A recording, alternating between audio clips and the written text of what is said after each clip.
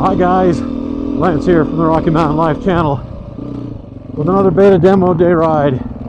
This is the 2023 Beta 430 RR, not the RRS.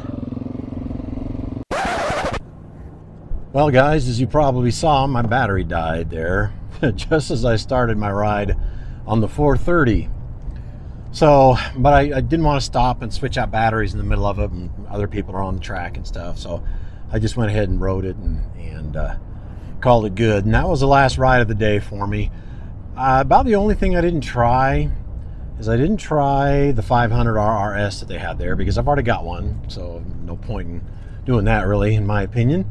But I also didn't try their trials bikes. I'd thought about it on the way out there, but it's such a foreign thing to me to ride one of those. I've never done it, and I already know it's going to feel totally different, no seat and that sort of thing, that I thought, I just don't know if that's going to be the situation and the place that I wanted to try for the very first time. So I didn't ride those, but as you saw, I rode most of the other ones, and my thoughts on that 430 feels a lot like the 390 and the 500, just different engine characteristic. The 430 is a race engine. It likes to rev. It's actually pretty hard hitting. It's a really good engine, but at the same time, it tractors pretty good. So again, I felt planted on it. It was fun. It was easy to ride. Good bike. So much of that just depends, guys, on how you would use it. And just some final thoughts on the day overall and what my thoughts and experiences are on it today. The two strokes are super light, every single one of them. Super light, super nimble, super easy to maneuver and flick around. The track was mostly sand. It was pretty loose. Some spots were very deep and very loose.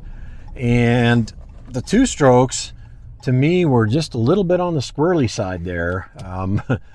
But I know that if I got used to it and rode it more often, it would get to be more second nature to me. But as soon as I got on a four-stroke, it just felt more stable in that sand. I was able to take those laps faster on the four strokes than I could on the two strokes.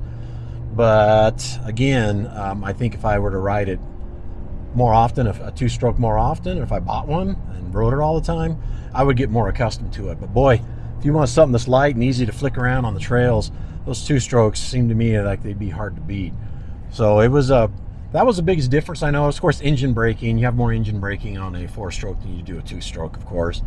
But it really wasn't that bad. I don't ride it that hard to notice that much of a difference.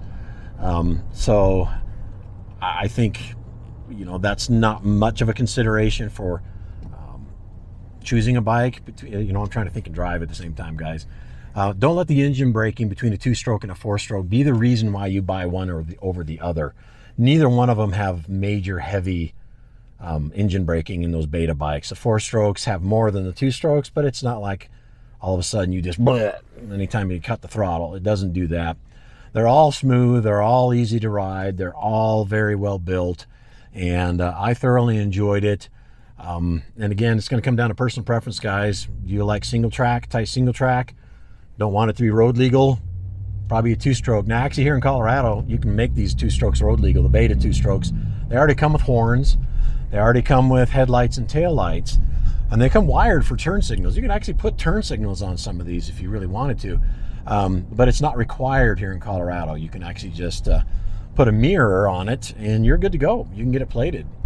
So either one of them could be road legal, but if you're looking for a trail bike, a single track trail bike, I'm feeling like those two strokes are going to be the money ticket. Not that the four strokes can't do it, but gosh, those two strokes.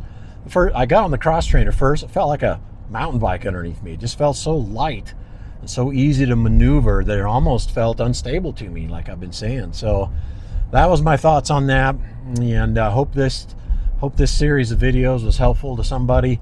And if it was, I'd appreciate thumbs up on them.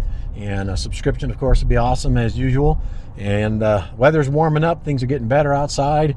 The mountains out there are still covered in snow. It's late March, right near the end of March right now. But it's not going to be that much longer. And I'm going to get the 500 out and get back out in the woods. And hopefully find some new, interesting, fun, beautiful places to explore and bring to you. So, all right, guys. Thanks for coming along. I'll catch you next time.